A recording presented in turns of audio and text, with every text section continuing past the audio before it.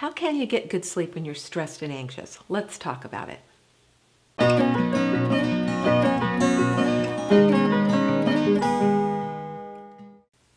Are you up at night tossing and turning, worried about what's going to happen, waiting forever to fall back to sleep, and just as you do, the alarm rings and you've got to get up? Or worse, you never fall back to sleep at all? We all know that stress affects our sleep. Well, why are you still not sleeping months, maybe years after a stressful event? And how long does it take your body to get back into balance? Your hypothalamic pituitary adrenal axis can become so excited by a stressor that you continue to produce way too much adrenaline and way too much cortisol for long after the event. And it's going to take 90 days to reset your hypothalamic control of your circadian rhythm so that you can sleep through the night.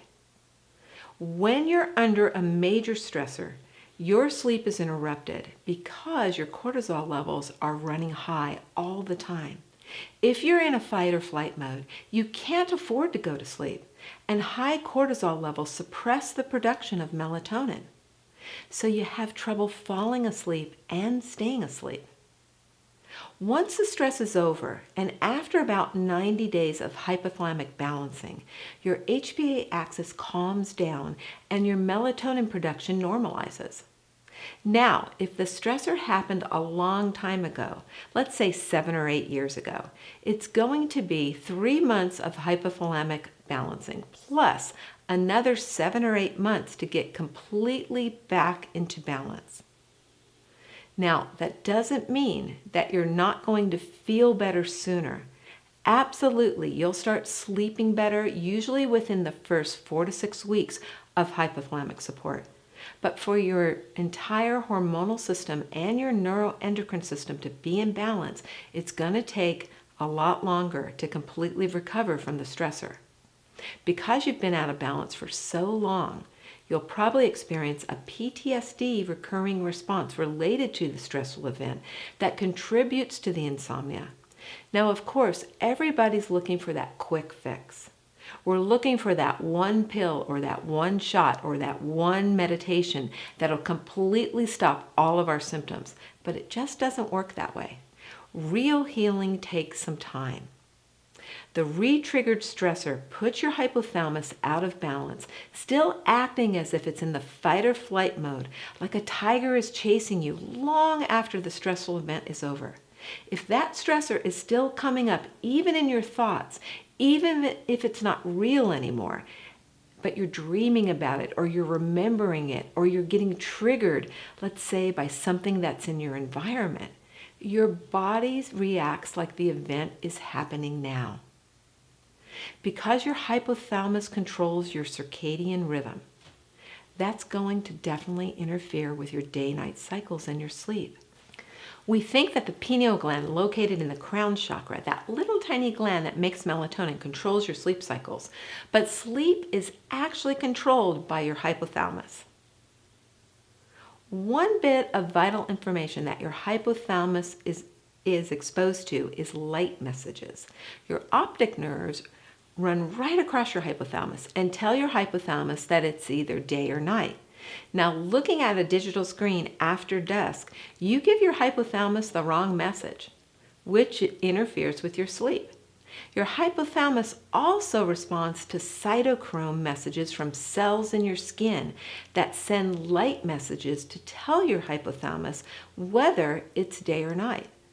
So you could be wearing blackout shades over your eyes, and if the light is still pouring onto your skin, your hypothalamus is still going to react like it's daytime. You may feel like you're asleep, but it's a very, very light sleep, not the deep REM sleep you need. All because of the light on your skin is telling your hypothalamus that it's daytime. That's why it's so important that you sleep in the complete dark. As soon as the sun comes up in the morning, your hypothalamus is immediately aroused and produces dopamine. Dopamine, that stimulating neurotransmitter that gets your day going, and more importantly, shuts down prolactin. Prolactin is the other nocturnal hormone, which is rarely mentioned, but it's super important. Prolactin peaks about 3 hours after melatonin and stays high for 8 hours. Prolactin's job at night is to put you in a sedated mode so that your immune system can do its job. Your immune system works best at night under the influence of very high nocturnal prolactin levels, and that's when it cleans house. It gets rid of viruses out of your system, it attacks cancer cells, it gets rid of bacteria and fungus. Prolactin must return to low daytime levels or you'll feel like you're sleepwalking. So at dawn, hypothalamic dopamine dials down prolactin and turns on cortisol releasing factor because your hypothalamus needs cortisol to release stored sugar to feed it and the rest of your brain. It can't wait until you have your breakfast because it's going to take a little while to just digest that food. So the hypothalamus tells your adrenal glands to produce enough cortisol to get some sugar and allow it to function. Now, cortisol spikes upon awakening in the morning and after you eat, when you exercise, and if you get stressed. But not in the middle of the night. If all of a sudden the lights turn on, your hypothalamus is going to respond as if it's morning by triggering a cortisol spike. You can have a cortisol spike because you're stressed out, because you're anxious, you're worried, you had a PTSD reaction to something that happened during your day. Or you're kind of on edge. Your hypothalamus is not going to allow your pineal gland to make enough melatonin to put you into a deep sleep because it thinks you're in danger. It wouldn't behoove you to go out into a deep sleep if there's a tiger right outside your cave trying to get you, right? It's a survival mechanism. In order to sleep deeply through the night, the goal is for your hypothalamus to be in perfect balance. And that takes about 90 days of support. I personally use and recommend my patients to use Genesis Gold. Yes, it's going to take a while to get back into balance after a stressful event. And if we can support ourselves during the current stressors, we're going to come bouncing back so much faster, so much more in balance with our hormones.